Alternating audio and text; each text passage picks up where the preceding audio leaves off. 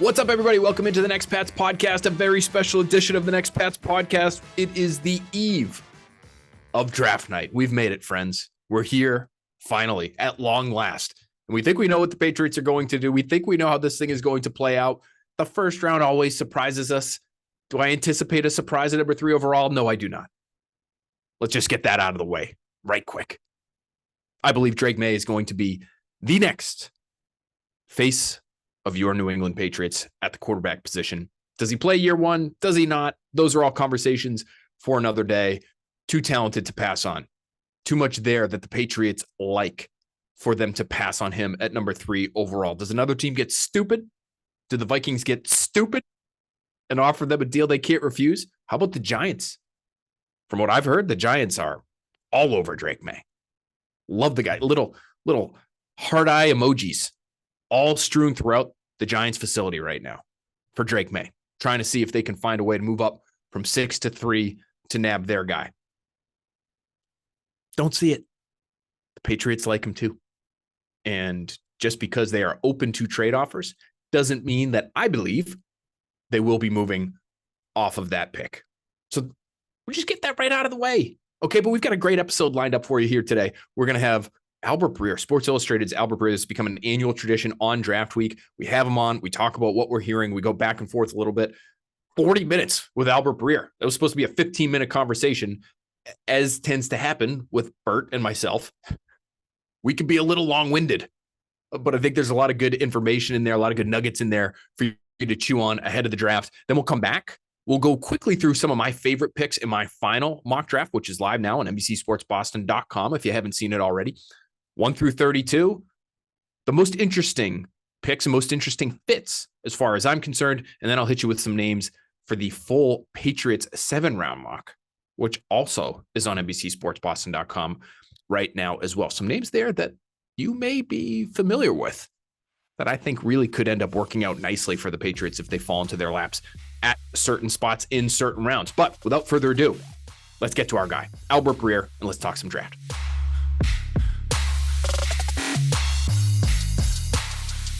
There's our buddy, Albert Breer, Sports Illustrated. Bert, we're almost there. It is Christmas Eve for draft folk like you and I. We both love the draft. This is a good time of year. It's also a very busy time of year. So thanks for being with us, man. We appreciate it. Yeah, this is like, I go way back with this. Like I actually had a conversation earlier today with somebody about, reading Will McDonough's mock draft when I was a kid and like how I'd run to the end of my driveway, Saturday morning and devour everything that Will had in the globe on the draft and how accurate he was. And I remember like it'd be a nice weekend out, usually one of the first nice weekends of spring, right? Like right there in the middle or end of April. And I'd be, locked in the house the whole weekend. So this is a lifelong thing for me. I can't wait till Thursday. I can't wait either. There's a great picture that's somewhere, I'm sure, in my parents' house, because my dad was really into the draft, and he took me and my sister to the Charlie Horse, which I believe was in Bridgewater at the time. Yeah, West Bridgewater. No, I do remember that. For a draft event, and it was Bruce Armstrong who was there, and we got our picture with Bruce Armstrong, and I couldn't tell you who the Patriots picked in that draft. I don't think it was the Bledsoe draft, but it could have been. But anyway, we're both having a lot of fun with this process. Let's have a little fun here. Yeah, I think one of my first Boston radio appearances was at that Charlie Horse in West Bridgewater. It was for ESPN 5. What was it? ESPN 8. What was the? Can't remember what the station was. ESPN 590, maybe. I can't remember. Whatever. Yeah. It was. That sounds right. That's ringing a bell. Yeah, the one that Felger was on. I made my first appearance.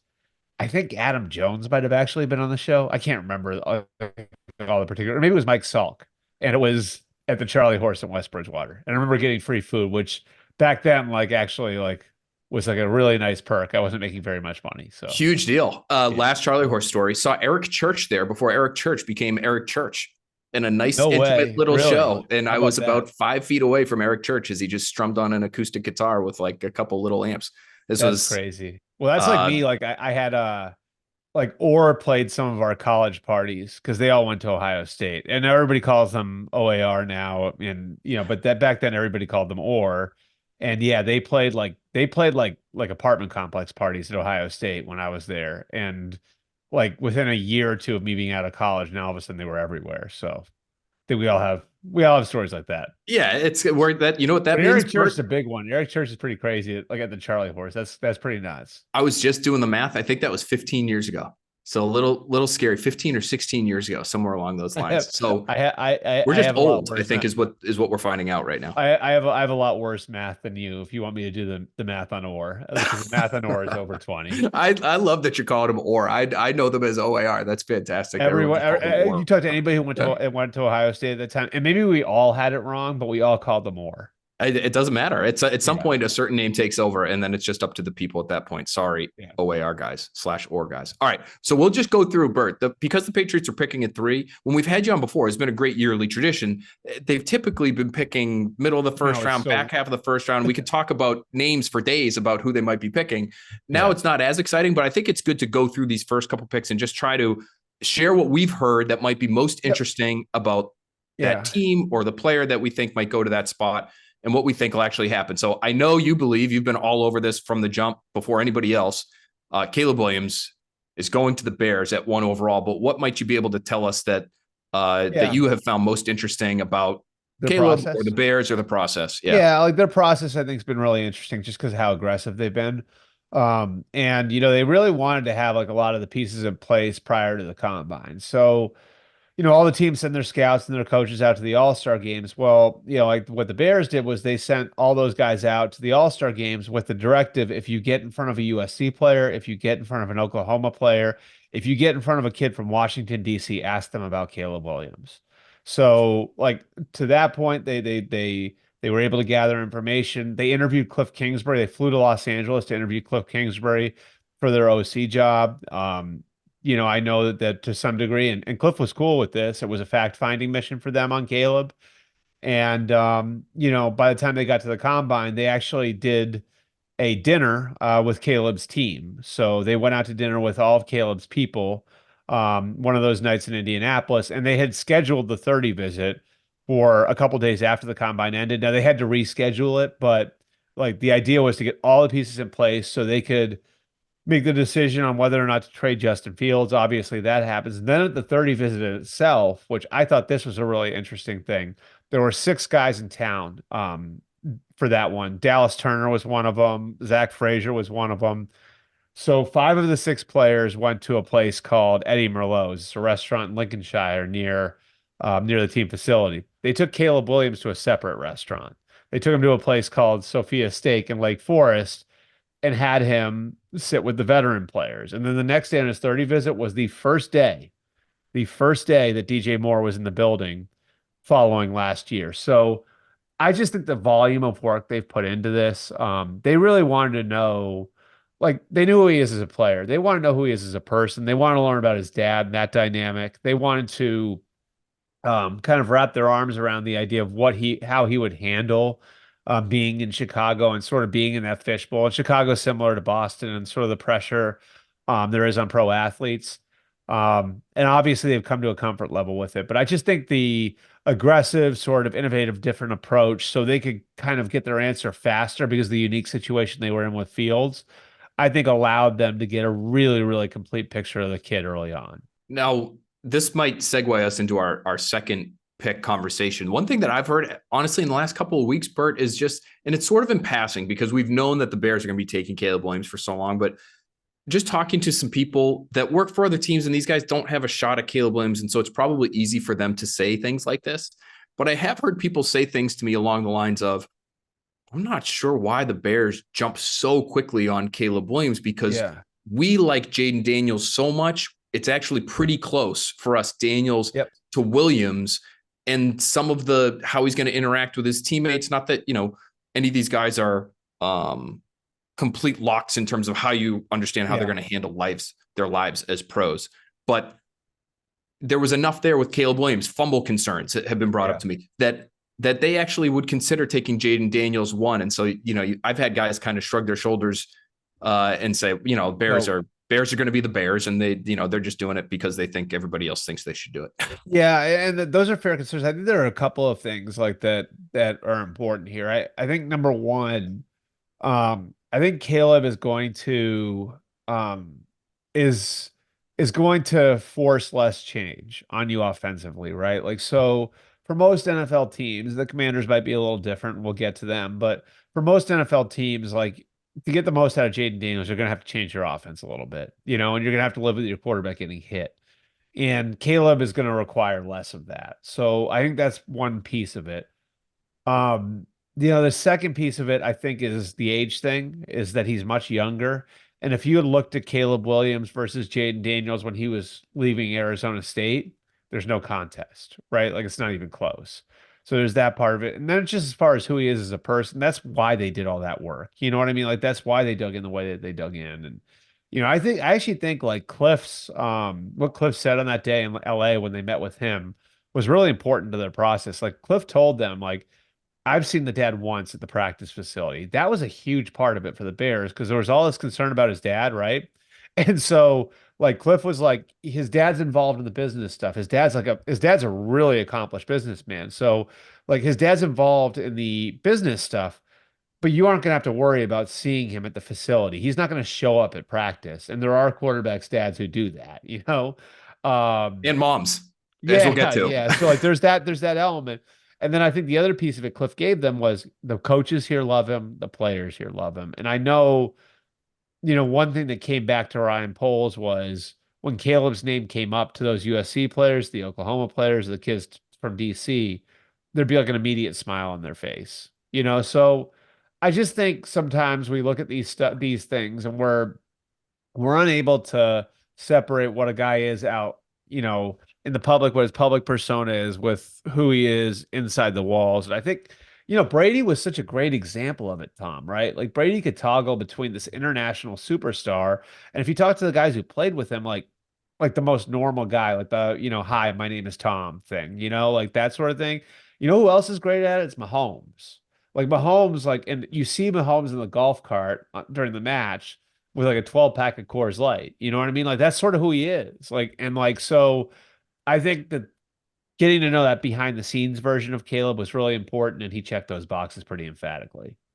Okay, so let's get to the second pick. I'll tell you the most interesting thing that I've heard from a quarterback's coach is that you probably, because of the way he's built, that's the big concern with him, right? And this is an advantage that Caleb Williams has over Jayden Daniels. Caleb Williams, well over 200 pounds, a little shorter, so he's more sturdy, right? Than Daniels, who's taller and skinnier.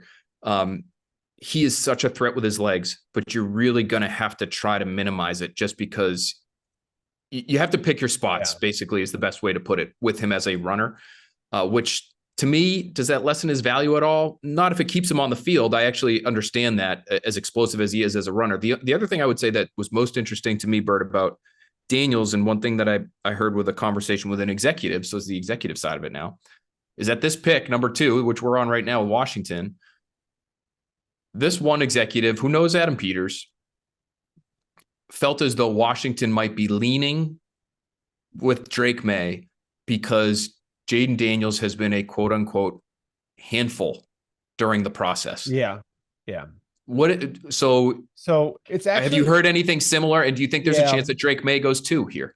I don't think so. I mean, so first of all, like all the noise over the 30 visit, I have heard, this will be up in a column that's going up, that it has been smoothed over. Like, and I can just tell you, like communicating with some of Jayden's people, like they're a little less experienced with this than say Drake May is represented by CAA. Like JJ McCarthy is represented by William Morris. Like, so like they have more experienced agents who have been through this process a little bit more, where Jayden's and Jayden's agent is like a good agent, but he hasn't been involved at this level of the draft with a guy at this position, So I think that's part of it. And I think like I think like with everything around Jayden, I think it's like, again, it's like one of those things where you have to separate the kid from you have to separate the kid from the noise, from everything What's a, around him, from what's it, around him? Yeah, yeah. yeah, everything around him. And like, and I do think that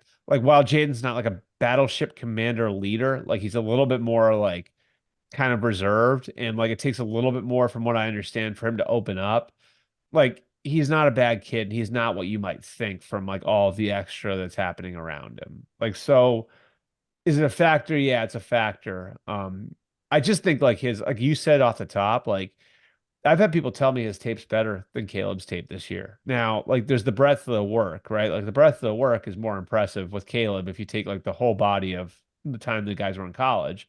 But if you want to take 2023 in a vacuum, Jayden's 2023 tape is probably better than Caleb's 2023 tape, which is saying a lot, you know? Now, he's throwing to Malik Neighbors and Brian Thomas and, you know, playing at LSU. And it's just, it's different. But, you know, I do think that there's, you know, I think he's Washington's pick. And, you know, like they went through a process that was similar to what San Francisco had set up, you know, all those years. They built really strong locker rooms, and part of what they're doing here, and Adam Peters coming over from San Francisco to Washington and seeing how they interact with their peers, is so that's part of the puzzle too.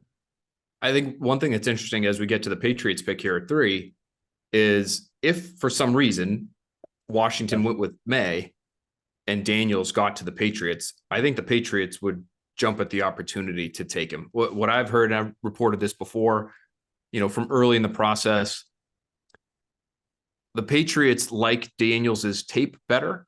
I think they like the idea of Drake May as that battleship commander that you talked about. I think he just projects in that way a little bit differently than Daniels, who is a little bit more quiet, a little bit more reserved.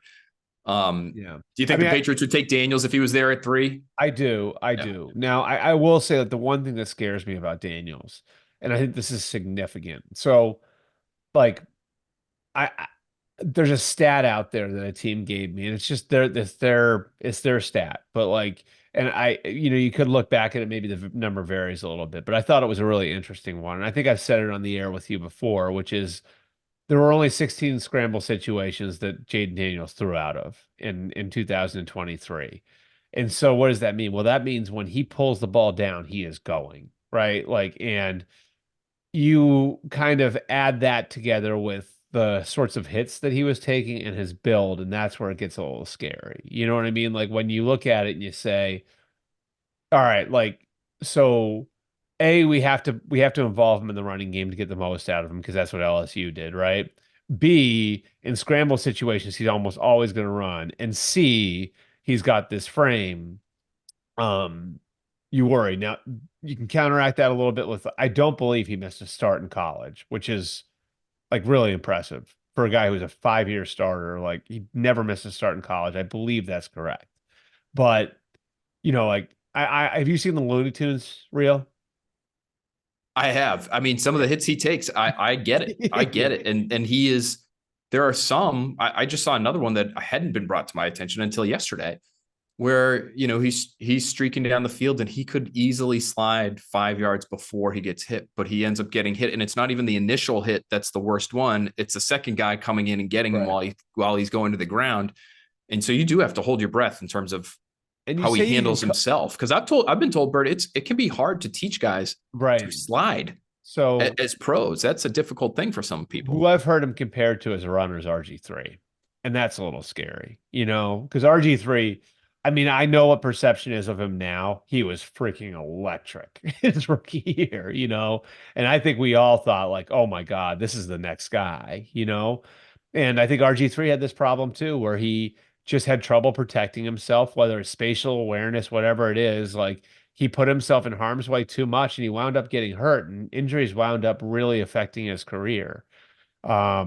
So like, you know, and he had the same sort of like basketball player build that Jayden Daniels has. So I would be concerned about that. I would be concerned with that because I just, you know, I even heard so somebody was telling me this the other day, like that their team was doing this team was doing a project on what happens to mobile quarterbacks late in the year.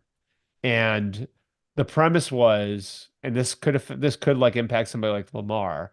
The premise was that a guy gets knocked around and beat up so much during the season, gets so worn down that by the end of the year, it's affecting his throwing mechanics. And so by the end of the year, these guys not only are beat up in less in the running game, but they're beat up in less in the throwing game too, because their mechanics are because they get a little lackadaisical with their mechanics because they're out of gas. I Yeah. just Or thought that maybe was an they're interesting, compensating. Maybe their yeah, or they're knee is compensating bothering for them or something. yeah. Right. Like, and I thought that was, I'd never heard anybody bring that up. Like, but like, could that be a reason why you've seen like some of the more mobile quarterbacks struggle when they get to the playoffs? Right. Like, I think it's certainly something that you could take into account. Like, I don't know. I mean, to me, it's at least something to consider in a piece of the puzzle. We get to the Patriots here. I believe if it works out the way that we feel like it's going to work out now, Williams 1, Daniels 2, that the Patriots will stay at 3 and take Drake May. Me too. That's my belief. I would say the most interesting thing I've heard um, this week, Bert, is just how much the Giants really love Drake May. And I Yeah. wonder if there's anything they could do to get up to So 3. The problem for me, I'll lay it out for you, and I want to hear what you have to say about it in terms of what they might be able to give up. The problem would be if you like Drake May and JJ McCarthy, but say, for example, they like Drake May at 3, JJ McCarthy not so much, a little bit later in the draft, maybe they'd be happy with McCarthy. If you go all the way to 6, Bert, even if the Cardinals end up taking a receiver there, which I think they will at 4, you're just hoping against hope that nobody trades up to 5 to I take the know. 4th quarterback. Yeah. You know what I'm saying? So Yeah. you might trade down to 6 and say, well, we've got a pretty good chance of landing JJ McCarthy, but you don't know that. And that's what would scare me if I'm the Patriots and moving back is you might have I, to then move back again and take Michael Penix later or something. And now you're on to like your 3rd or 4th favorite quarterback. so what I've heard the Patriots have told teams is that they are going to listen all the way up until when they're on the clock, and they're not going to make a decision. They're not going to hang up on people. Like they're gonna wait until they're on the clock, which I mean, like maybe that means they use all 10 minutes, that they're on the clock. But I do think they want to have the full amount of information that they possibly can and what everyone is able to bring to the table. The Giants, so it's interesting because like I think the Giants and Vikings are both Drake May teams. Very much so. I uh I think the Giants, I would maybe say the Giants are more specifically Drake May, where the Vikings, I think, believe they can make it work with a variety of different quarterbacks. I agree. And if it's not Drake, then like that doesn't crush their quarterback plan. I I just haven't heard the Giants connected to JJ enough. You know what I mean? Like I hear the Giants connected to May a ton. I have not heard them connected to JJ quite enough where I'm like confident saying yes, they would go up for JJ. So maybe that puts, a little bit of pressure on them to say like, okay, we got to put our best foot forward with New England. And then does New England have to have a second order trade in place to go back up? And I think you and I have talked about that for a month, the idea of going down and back up, and that's risky too. So I just think at the end of the day, all of that is so complicated that it just makes more sense to just sit there and take Drake. You know what I mean? Like it Just just make life does. easy on yourselves. Don't, guard against the worst case scenario. Worst case scenario is you trade back, you can't trade back up. And now Robert Kraft is sitting there in the room and saying, I thought this draft had 3 or 4 good quarterbacks, and the 4th one just went off at pick number 5. Especially if you don't know that you're going to have the job after the draft, which I You might think feel is a pretty good about complicated the fact that you have the job, but you might not be. It's not in right. writing, I mean, right? I think it is going to be Elliott at the end of Yeah. all of this, but I think they've sort of created that like so. I mean, if you're Elliott right now, and I think Elliott will do the right thing, and he's been waiting his whole career for the opportunity to have the trigger, and I really, really, really think he's going to do a good job. But like, wouldn't it at least be in the back of your head, like what your boss wants? Like if Of it's course. about like locking up the job, you know what I Of mean? Like course. I think of course it'd be floating around back there in your head. Like, okay, I can just take the quarterback and then I get the job. I just You I know what look I at mean? Like, yeah, I look at like the Giants specifically. I think it's going to take something pretty outlandish to get the yeah. Patriots to move off of 3. So they have 6, they have 47, they have 70. You throw all those in there. You've got a first round next year if you're the Giants. You have a second rounder next year. Maybe there's a player involved. I don't think they're going to be able to trade somebody like, I'm trying to even think who they have that the Patriots would want. I mean, they're not trading Andrew Thomas, who's their young stud Yeah. left tackle, right? So like it's hard to envision scenarios where you would be willing to move down. Even the Vikings, it's the same problem. You move all the way down to 11. If you can't get back Right. up, then yeah, that maybe I they mean, love Michael Penix and they take him at 11. At that point, though, I just, based on everything I've heard, I know you've heard similar things, like he's probably not their second, third, or fourth best, favorite quarterback, right. Penix. Right. And I think like it's just, like there's also that point where it's like, okay, like when are you getting too cute? And like yes, you could go back up from 11, and you could try doing what like Arizona did last year, where Arizona it's the reason why Arizona has 2 first-round picks this year. And they wound up with the guy that they were going to take at 3 at 6. So great job by Arizona to do that. That's really hard to pull that off. And Arizona's risk wasn't losing a quarterback. Arizona's risk was losing a left tackle, which is really, really important, but not the same thing, Right, So right. like, I just think that's that's got to be part of the equation if you're Elliott too. And for people assuming that they'll do that again this year, which I honestly I did for a while, I thought Monty Austin-Fort might move back, and I still wouldn't completely rule it out because I've heard, Bert, that they really like both Harrison and Neighbors, and Mhm. I think I wouldn't call it waffling, but I I think think there's Marvin is like I just think I think Marvin is wheelhouse for Monty. You know what I mean? Like character, size, like the traits, the yep. I mean, it's like Paris Johnson was last year. Like Paris Johnson's a prototype left tackle, and Paris Johnson was completely clean off the field. And I think it's the same thing with Marvin. Like, and I think that's why. Are we going on to 4 now? Are we still on the Well, Patriots? we can go to 4. We should. I want to let you go because I've already kept you longer than I No, we're promised. good. We're good. We're I good. just wonder if that's going to be a receiver for sure, and they don't move, and they know that, does that entice the Patriots to actually try this thing that we're talking about and move down? Because they look at it and say, "Ooh, but like we know the Cardinals aren't taking a quarterback. Maybe Harbaugh just Right. wants to stay there and take whatever receiver is there, or maybe he wants Joe I Alt. think I see. Maybe I we think could that get to 6 and still get JJ McCarthy, and maybe they would feel pretty good about that. I don't yeah. know. So I would say I think the relationship with Monty should help.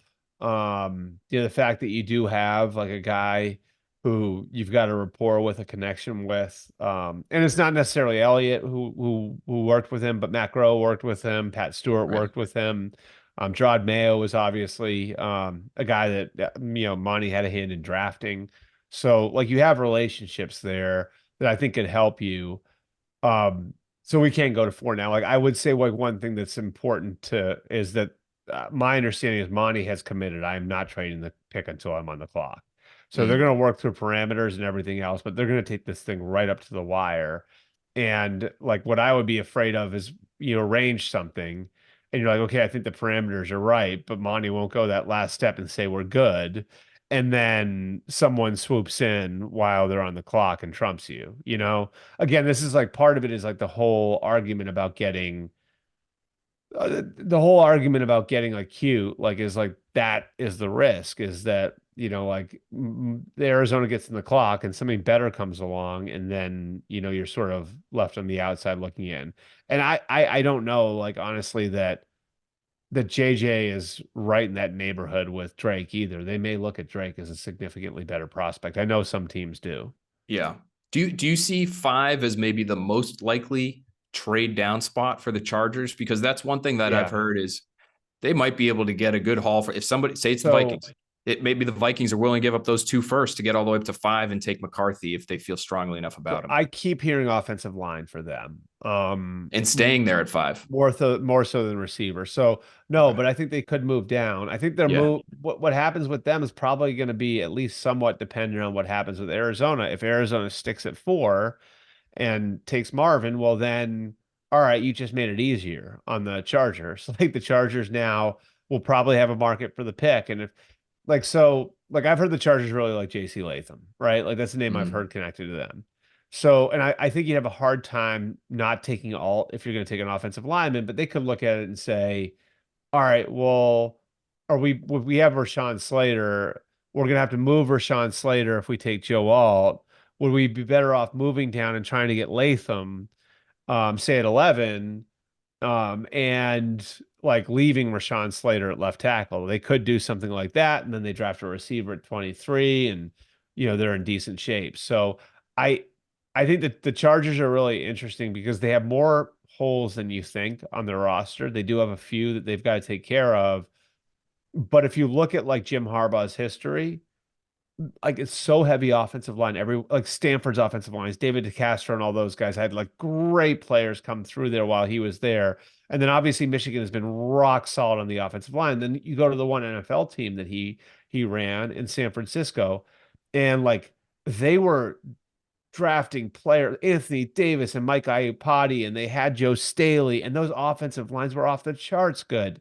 And so, like people say, like, oh yeah, you got Rashawn Slater, you're good. Like, no, like Jim Harbaugh's had all-star teams as his offensive lines.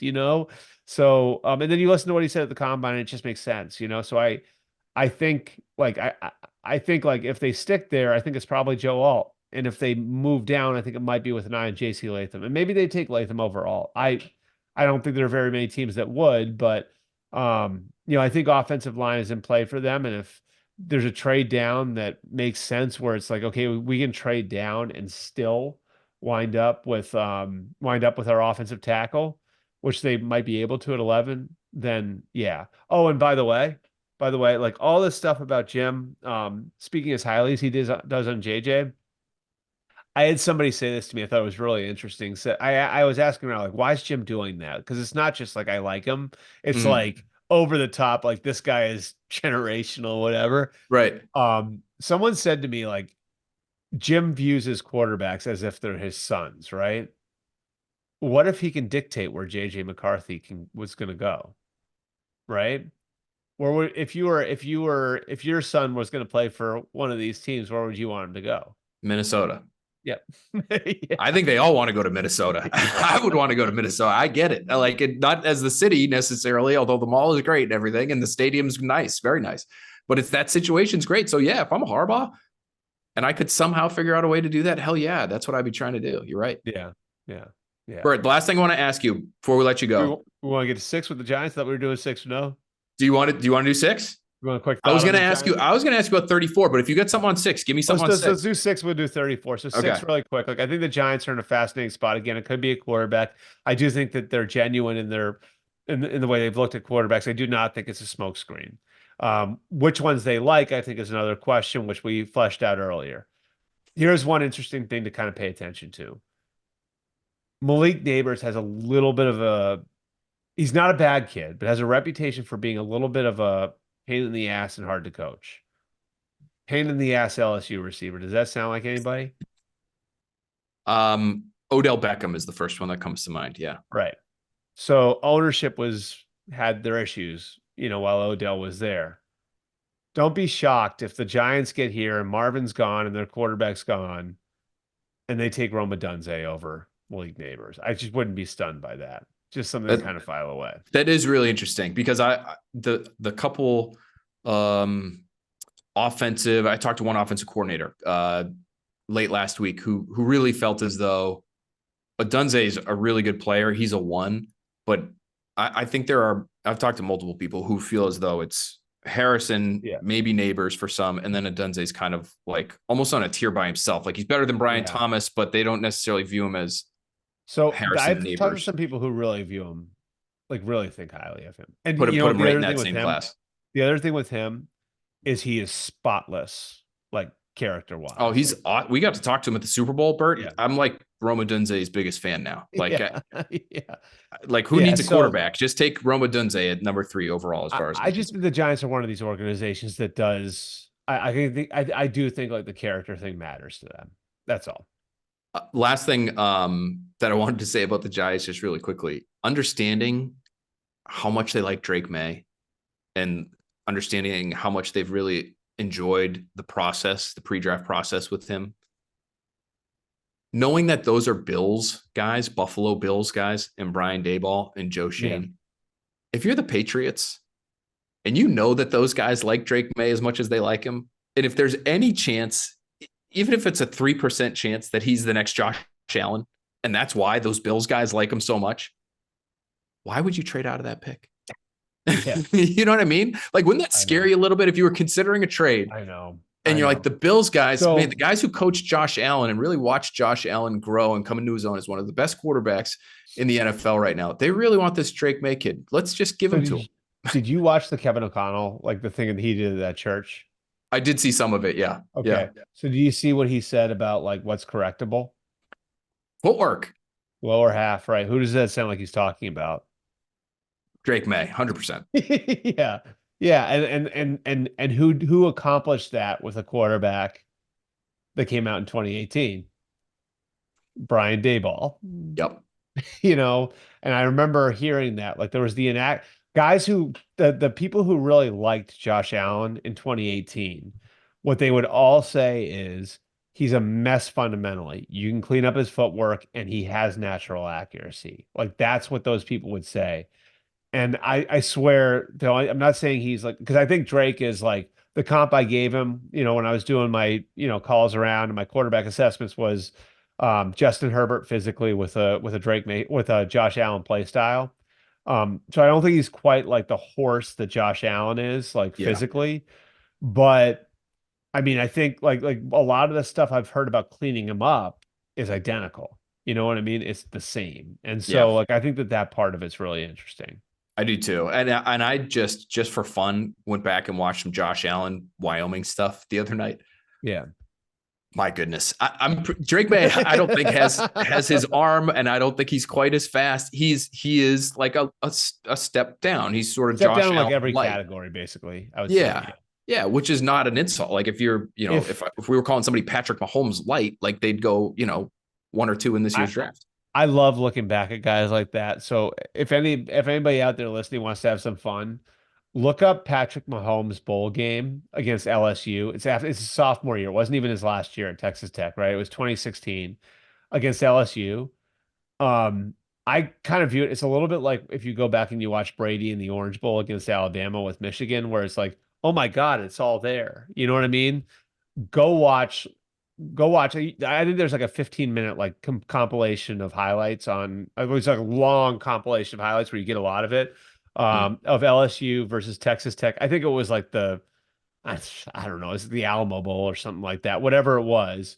But against a really good LSU team, like he, like you're like, holy crap, how do we all miss this? You know what I mean? Like, so It's so silly. Like, and I know he has some bad, back across his body picks, like off of 1 foot. Mahomes had that too, but like, you gotta see listen, to bring back an old Bill Belichickism, tell me what the guy can do, not what he can't do. And if you're seeing somebody do like magical things on a football field pretty consistently, like might be a good thing to invest in. Bert, I want to ask you, just because we talked 34. so much about 3 in the top 6, any names that you like for them, specifically at receiver and tackle, right? Those seem to be the other positions that are obviously needs, but that they've been really interested in that could be there at 34. One name that I'll tell you on the offensive line, I've gotten some differing opinions here as to whether or not he might be available to them at 34.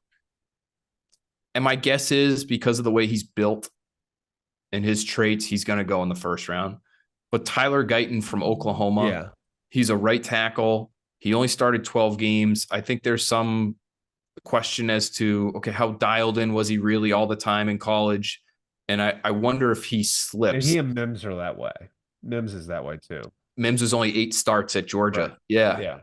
So I wonder if you think there's any chance one of those guys gets to 34, or is receiver a better bet for them? What are you thinking there? Yeah, I doubt like one of those guys. Like, so I have just peek behind the curtain because I think this is going to run tomorrow or Thursday. But like the mock that I have sketched out right now has 7 tackles in the first 22 picks.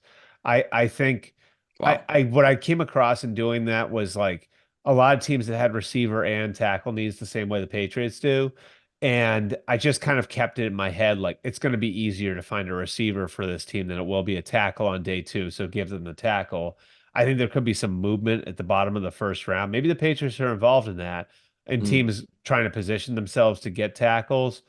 So I would say maybe like more like a Jordan Morgan from Arizona, and this is a name that I think he's helped himself through the process. GM put this guy on my radar.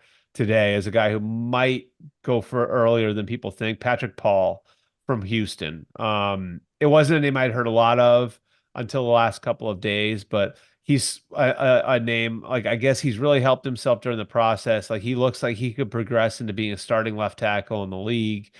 Um, it's the reality of that position. And I honestly think, like, as much as it might be enticing if like a Xavier Worthy or an AD Mitchell or a Lad McConkey, whoever it is there for you at 34, as enticing as that is, I would use the same logic I did with those teams talking about them in the first round, right? Where I think it's probably going to be easier to find a starting receiver in the third round than it will be than it will be to find a tackle there. So do you take the tackle in the second round and then the receiver in the third round? I think that's probably the most logical way to do it if you're looking at the draft as a mosaic. You brought up a really interesting name because he's one of our prototypical Patriots at tackle, Bert, is Patrick Paul. There's only seven of them. There were only 7 guys who qualified this year. And I might as well have named the series this year prototypical Packers, especially on offense. Like, I think defense, like, they'll probably be looking for the same stuff. But offensively, he's super long, 36-inch arms. He's a 2-time captain. He's supposedly very intelligent, but pretty rare physical traits. I'm just pulling up like this like cheat sheet I have. And so who you'd be talking about, say you do that, like who you'd be talking about then in the third round. Like maybe one of the Washington guys, the non-Adunze Washington guys, like a Polk or a McMillan. Would Roman Wilson be there at the top of the third round? Maybe. Like, he could be a nice fit. I've heard some like Tyler Lockett comparisons with him. Tough little player. Like, so Xavier Leggett might make it to you from South Carolina. Like, so one of those guys in the third round tied into a second round tackle. Like, I don't think you got like that position taken care of for the next 10 years. Like, we're not talking about getting somebody like Harrison or Adunze or Neighbors there. But you could get a nice piece for yourself at the position for sure, there at the top of the third round. Yeah. Xavier Leggett would be really interesting. Would we get all the way to 68? Sorry. No, I don't. You might be saying it right. I might be saying it wrong. That's something that I should figure out before we get to I might be wrong. Get to Friday. I'm not sure. But maybe you trade up from 68. Maybe you try to get up into the back half of the second round to make sure you've got somebody who you really feel like can play there. Albert Breer, thank you so much for unloading so much information on us. You've made us much, much smarter, and we always appreciate you this time of year. This was great, bud. Awesome. I'm sure I'll see you soon, Phil. A lot of fun with Albert. He loves this stuff as much as I do. I know that as much as you do, in all likelihood. If you're listening to this podcast in particular, a lot of draft talk, a lot of young football player talk all year long. This is what we build toward. So really appreciate Bert during a busy time coming on with us and sharing everything that he shared with us there. Now, let's get to my mock, and then we'll hit some of the later round picks that I have for the Patriots as well. We're not going to go all the way through 1 through 32. You're going to have to go to the website. I'm going to earn your click there, though, by explaining to you how we handled it this year. This is what I'm hearing mock, leading up to this point. It's more of a thought exercise. Mark the Beat Bar Train always gives me a hard time for that on 98.5 The Sports Hub, but that's really what it is. And we'll do 4, 5, 6. I'm not even sure, quite frankly, not even sure how many we did this year. We did our crowdsourced mock, which we always do. Appreciate the people for that, their help with that one. But we had them trading back. We had them standing pat and taking a quarterback. We had every permutation, it felt like, for the Patriots with that third overall pick and what they might want to do. They trade down and get J.J. McCarthy. Do they trade all the way down and not take a quarterback at all and wait and take one later? We've been through all of that. Now we tell you what we think could happen. How many of these picks will we get right? It may end up being laughable at the end of the day. And I'm okay with that because I understand how the draft works. But I want to be able to share some intel with you from talking to people from the moment, essentially, even before the Patriots season ends. But really, from the moment their season ends until now, we are nose down in draft stuff. And we are on the phone and we are sending texts and we are sending emails and we're trying to gather as much sound information as we can from people that we trust on all of these guys. And so I think you'll find that interesting. You're going to see quotes in here from different sources across the league on a lot of them, the quarterbacks included. But right off the top, let's just start it off and just tell you, Caleb Williams is going to the Bears. Shocker there, right? I think what's interesting about this, and I will mention this as one of my most interesting picks, because this is not universally thought of as a great idea. And I think it's been sold that way because the Bears have been so solid on him for so long and understanding that they're going to be taking him. And so the rest of the world just sort of goes along with that and says, tip of the cap, he deserves to go on. I'm not saying the Bears are the only ones who believe that. Certainly not the case. He is uber talented, goes without saying. But I can tell you there are all kinds of league people who are wondering how this is going to work, especially early, just his transition from college to the pro level, the pressure there that's involved, especially in a market like Chicago that is so starved for football success and so starved for a true star at that position. I had one NFC evaluator whose team is in the quarterback market tell me, quote, he's going to a pretty good situation with Keenan Allen, DJ Moore, and Cole Kmet. It's a good locker room. Those guys should help him out, but it might take some time. So interesting there on Caleb Williams. We'll see how that one eventually plays out. I've told you here and elsewhere, I think Drake May is the best quarterback prospect in the draft. He doesn't have as much arm talent as Caleb Williams. I'm not sure he's as athletic as Caleb Williams, though he's bigger.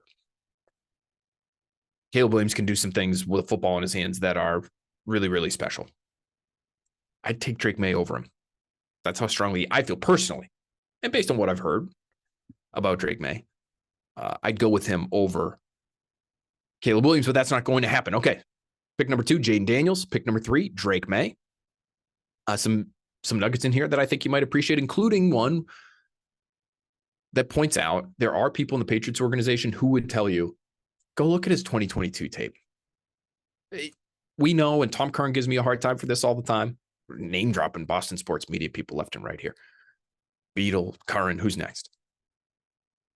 He tells me all the time, well, so we should just forget about 2023. No, actually you should, because there's actually plenty of good on the 2023 tape as well. Is there bad? You're damn right there is. And there are some really dumb bleeping throws, is how one coach put it to me recently on that 2023 tape. And so you have to sort through that. That's part of this process. But you go back to 2022 when the situation was a little bit better on the offensive line, a little bit better in terms of his weapons.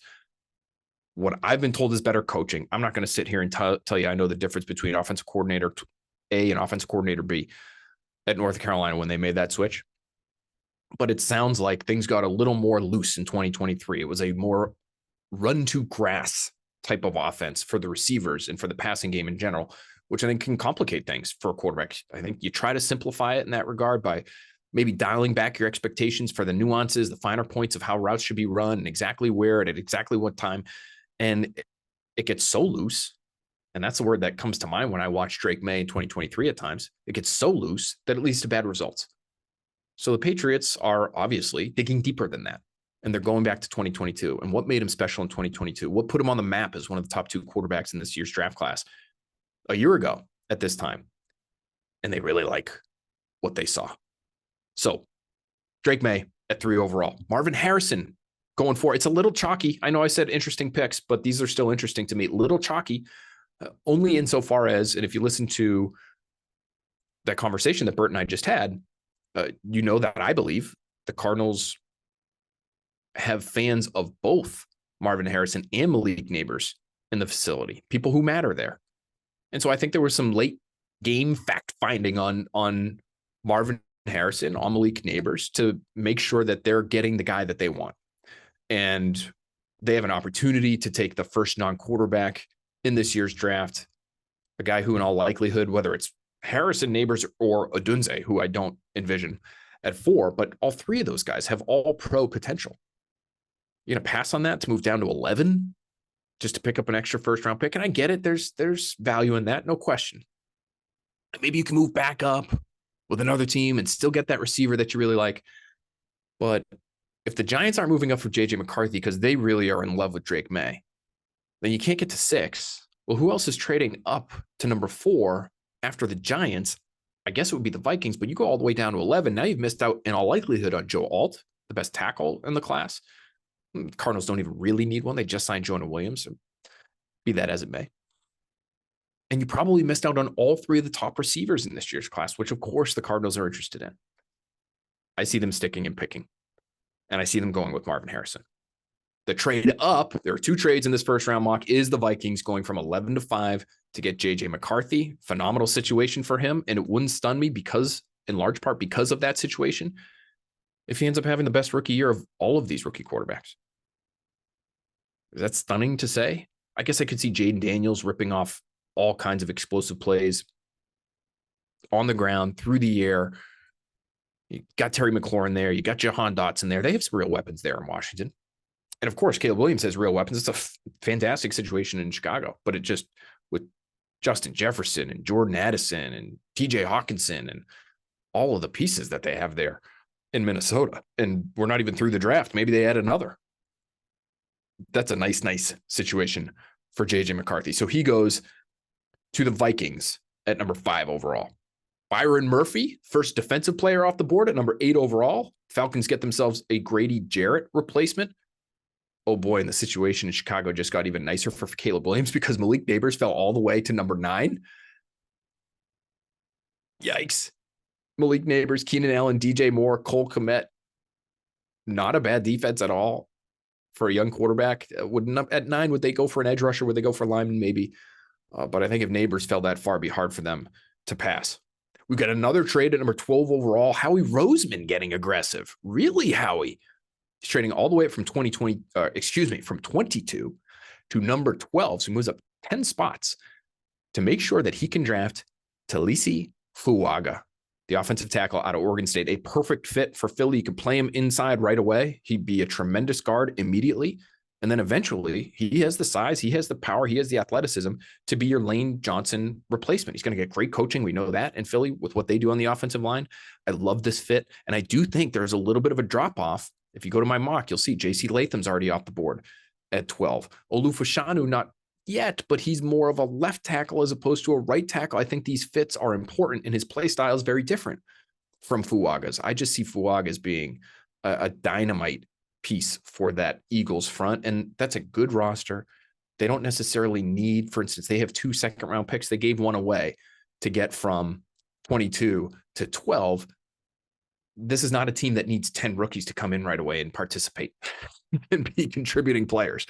They are ready to contend right now. And I think Talisi Fuaga helps them do that at number 12. I love that trade for them. Let's skip all the way down to number 19 overall because the LA Rams just made maybe the most eye-opening pick of the draft to this point, because how fun would it be to see Brian Thomas Jr., true X, big body, 4.33 speed on the outside, playing alongside Cooper Kupp, Puka Nacua, giving them an element that they don't really have in that receiver room, with Matthew Stafford trying to max out his championship window, with Sean McVay drawing things up to free that guy up. Or maybe it's Nacua, or maybe it's Kupp. Boy, that's all of a sudden one of the most difficult receiver rooms in football to try to match up with on a week-to-week basis. I love that fit. Brian Thomas going to LA. We had Michael Penix go at 13, so skip back up a couple of picks. Penix went at 13 to the Raiders. We know they're quarterback hungry. They would love Jayden Daniels. Jayden Daniels would love them. But they go with Penix at 13 because they couldn't get all the way up to number 2 and prevent the Commanders from taking Daniels. Then it's Bo Nix at 22. So we've got 6 quarterbacks off the board. 6. The 6th being Nix, who I think is a fit for Sean Payton in that offense. So they moved back from 12 to 22 with the Eagles, you remember. And they end up taking Bo Nix. Sean Payton gets his quarterback to go along with Jarrett Stidham, to go along with Zach Wilson. I don't think either of those guys are all of a sudden going to be gobsmacked that they're not, perhaps not going to be the starting quarterback for the Denver Broncos in 2024. Now, here's what I find interesting. Let's talk about the very end of the draft, because we have a mini offensive lineman run and one very, what maybe for some, very disappointing pick at receiver at number 32 overall. The Ravens take Tyler Guyton, the tackle out of Oklahoma. We've talked about him on the podcast before. Does he slip into the second round? That might be an ideal scenario for the Patriots, but he's just too damn talented. 15 starts, but only 14 to tackle. He started 1 game at tight end, believe it or not. He's that athletic. You might be able to play him at tight end right now. Bill Belichick probably would try to. If he were coaching, draft that guy, put him at tight end. Only 1 start at left tackle. So I think he is genuinely a borderline first-round guy, because he's a right tackle without a ton of experience. I think there are some questions about his approach to his craft, but the Ravens scoop him up at 30. Then the next pick is another offensive lineman who has been mocked to the Patriots in the second round. I've done it myself. It's Jordan Morgan out of Arizona. But the more people I talk to, the more I hear that this guy feels like a likely first round pick. Now, what's the difference between 31 and 34? It's not all that much. It wouldn't stun me if he got to 34. But the Niners, I think, need some help in the trenches. This guy could play tackle for sure. He's athletic enough. He's actually coming off an injury in 22 that I think had to have hampered him in some way, shape, or form in 23. And so you might be getting a better player in 24 than you even saw last year when Morgan was playing for the Wildcats. So he goes to San Francisco. Not ideal for the Patriots also, just as an aside. Number one, you might like for Jordan Morgan to slide to the Patriots. He's not necessarily as long as Packers guys like Elliott Wolf. Packers guys have drafted in the past. You can go to our prototypical Patriots page and see that he's not on there because of that length, but he could play guard. He could play tackle. I know that's how the league looks at him right now. And so I see him going in the first round. Let's send him to San Francisco. Then at 32 overall, got punch. Xavier Legette, the receiver out of South Carolina. He is getting first round buzz late in the process here. And how could he not?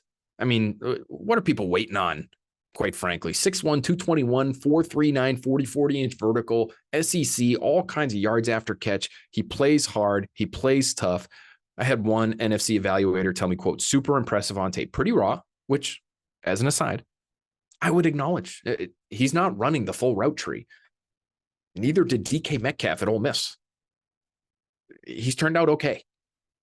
Now, let's continue on with this quote from this NFC evaluator. He says, quote, but he's at or near the top of the list of those guys, meaning those guys after Marvin Harrison, Rome Odunze, Malik Neighbors, Brian Thomas.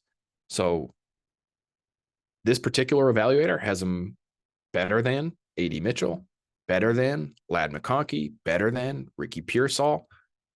Name your tier 2/3 wideout, and there's some real love for Xavier Legette. He just went public actually and said that, hey, if I get to 33, the Panthers are taking me.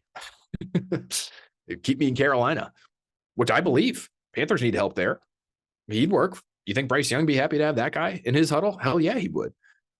So that to me, it's just with the Chiefs potentially looking receiver, with the Panthers potentially looking receiver, and specifically Legette,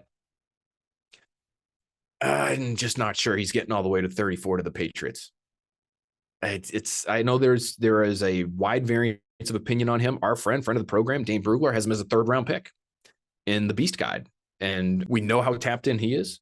And so maybe he does fall a little bit. And maybe there's the opportunity for the Patriots to take a tackle at 34, trade up into the second round from 68 overall, and get Legette.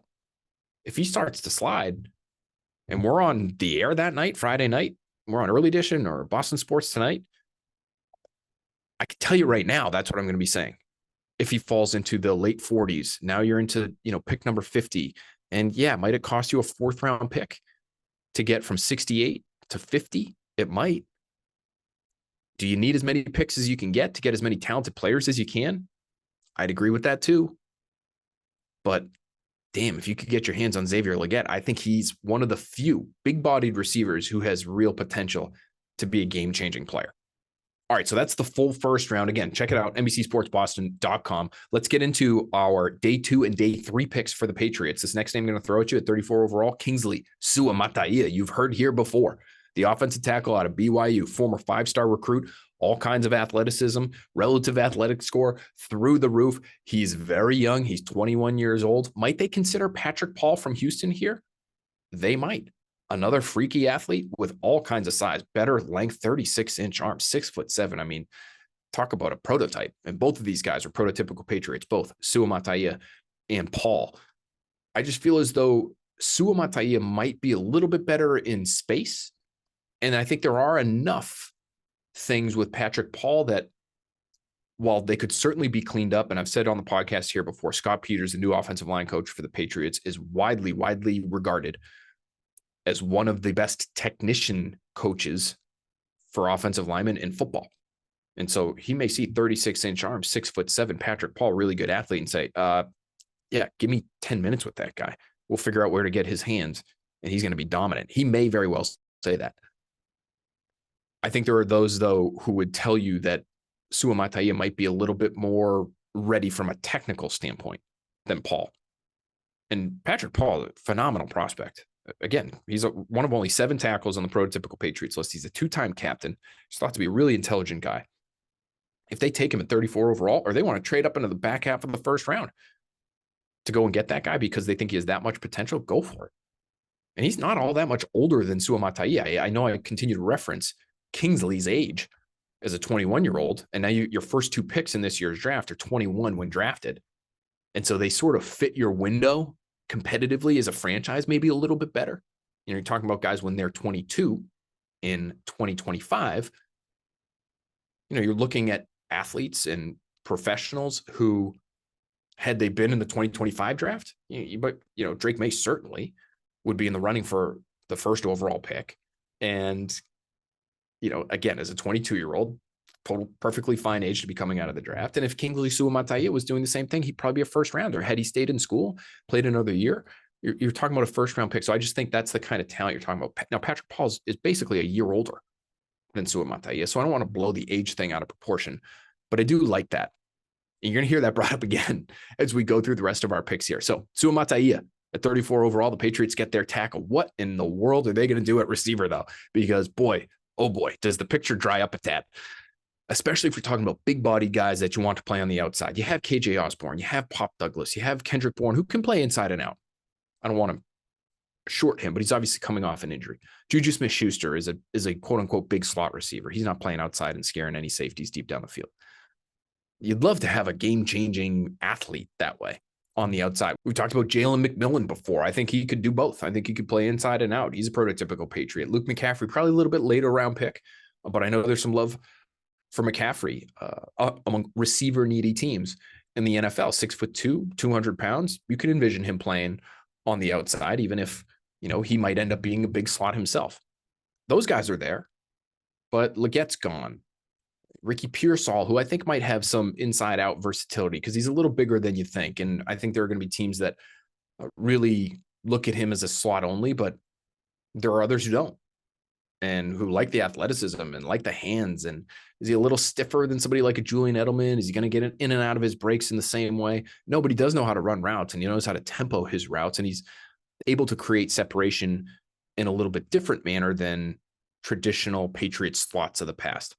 But all kinds of real speed and real hands and dependability that I think the Patriots could use in that receiver room. You'd love to have that big body on the outside. Johnny Wilson, you want to go with Johnny Wilson out of Florida State here? 6'6", 4.11 short shuttle, really impressive. He moves like a receiver. He does not move like a tight end, in my opinion. Even though some people want to put him there because of his size. Do you want to jump this early on Johnny Wilson? I didn't. And I give the Patriots a non-prototypical Patriot. He's actually the only non-prototypical Patriot on this entire list. We're going to go through 7 rounds of picks here. You're going to get 7 rounds of names. And it's Malachi Corley out of Western Kentucky. 5'11", about 210 pounds, rocked up. And boy, is this guy tough. This is a culture fit. This is a statement in terms of what you want to be as an offense. And I think he can be a game changer, even if he's not going to be your traditional X along the boundary, win jump balls in a one-on-one sort of manner. Although he can do that. He is a get the ball in that freaking guy's hands and watch what he does with it. And if the Patriots are about to be running under Alex Van Pelt, this Kevin Stefanski, Gary Kubiak, Mike Shanahan type of offense, run the ball, get downhill, play action boot, 3-level concepts. I could totally see Malachi Corley running a variety of different routes, no question. But maybe he should run that little flat route, or he's running that shallow cross across the field, and you're getting it to him 4 or 5 yards beyond the line of scrimmage. But you're doing it in such a way where he has the space to create with a head of steam that I think could make him a lot of fun, specifically in this offense. I'll tell you why I love Corley for today's game as well. Today's game includes, you may have heard, a change to the kickoff rule. And what's been brought up to me by NFL people when it comes to Corley is, if you could get this guy to return kicks, with the rule now where if you're a good enough athlete and you break one tackle, you might be gone because the kick coverage team is sort of birds on a fence lined up. Yes, they're much closer, obviously, to the returners now. But if you can just find a seam, it might be tougher for these special teams coaches, I've been told, to scheme up, especially early in the season, scheme up ways to be able to safeguard against somebody like Malachi Corley, or what made Cordero Patterson such a great kick returner. He was big and tough and fast, and he didn't mind contact. Corley's not as big, but he's those other things. And if he breaks an arm tackle in the kick return game, which I think really could swing results, especially early in the season. I've been told special teams coaches are freaking out about this thing because they know what could happen. And to me, that gives Corley even more value. We're at the top of the third round, 68 overall. If he could maybe be a game-changing kind of player for you there, I love that for him. And I'm not sure who else on the Patriots roster right now would really do that. Ramondre Stevenson, I could see as that kind of player because we know he can run through contact, no problem. But Corley gives you a little more juice, and I think a similar level of toughness and affinity for contact, where he looks like a running back with the ball in his hands. And I don't say that as a slight. I will say this. I've spoken to at least one team that has him on their board essentially as a running back. Gadget guy, going to have to scheme things up for him. And I don't doubt that. But there are high-level gadget guys. You know, is he Deebo Samuel? I wouldn't put that on him. You know, we said this on the podcast last week. Deebo Samuel was such a rare bird when he was at the height of his powers a couple of years ago and just was this matchup nightmare, and you couldn't stop him.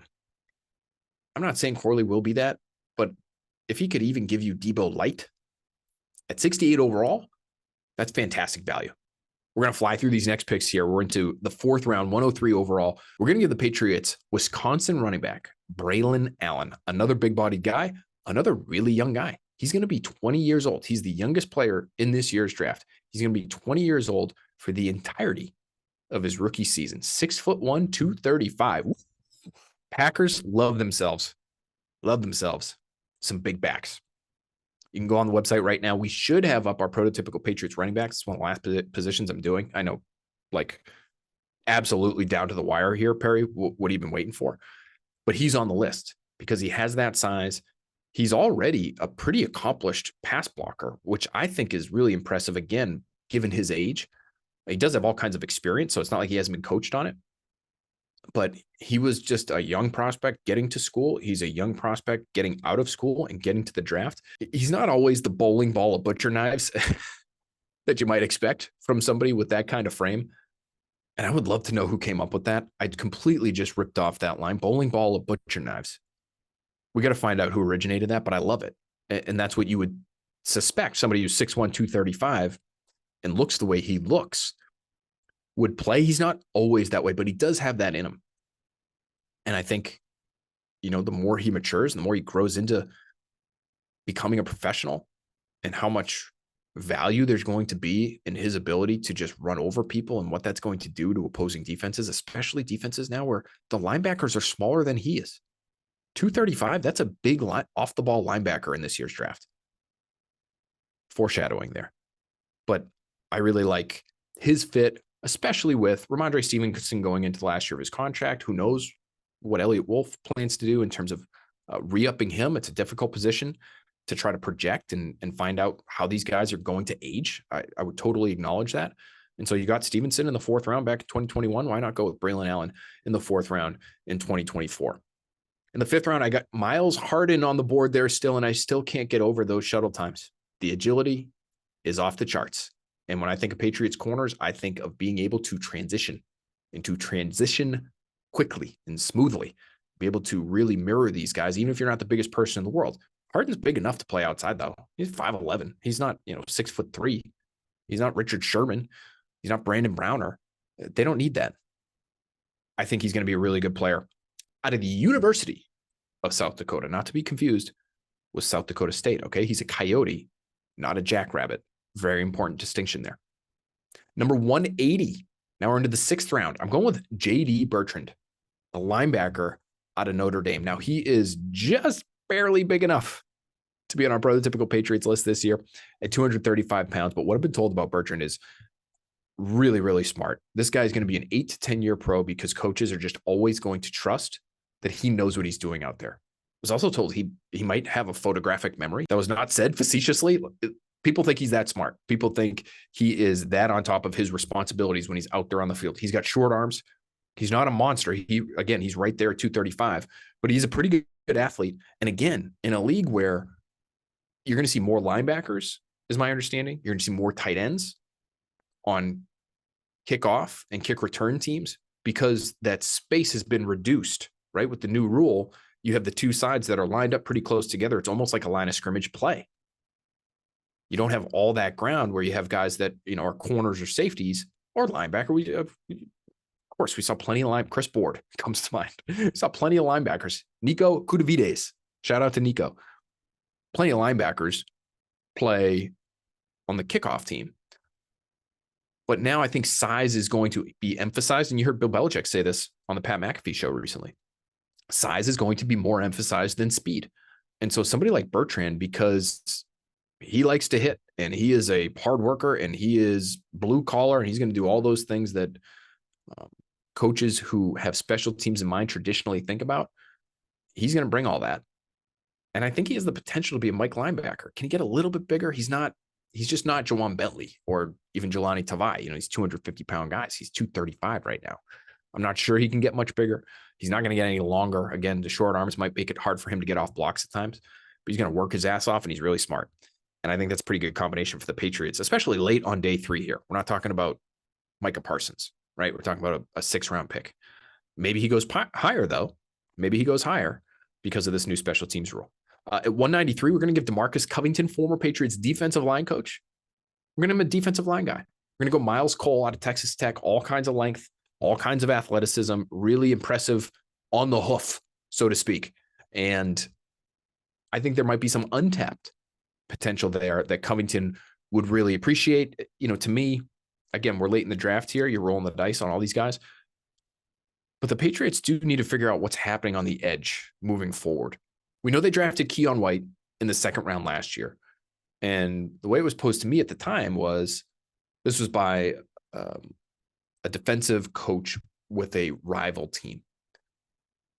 If Dietrich Wise is on the way out, this is the kind of thing Bill Belichick would do because he's looking to replace a guy a year early rather than a year late.